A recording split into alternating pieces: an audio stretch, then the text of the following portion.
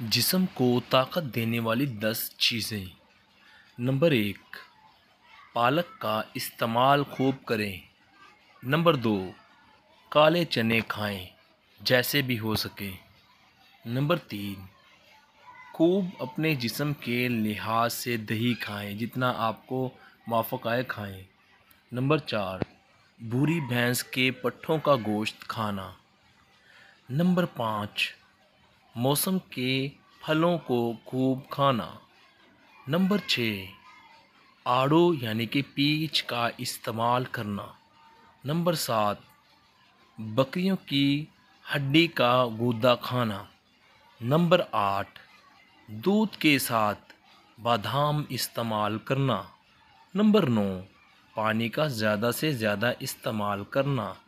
Number 10, भुने हुए चने खाना।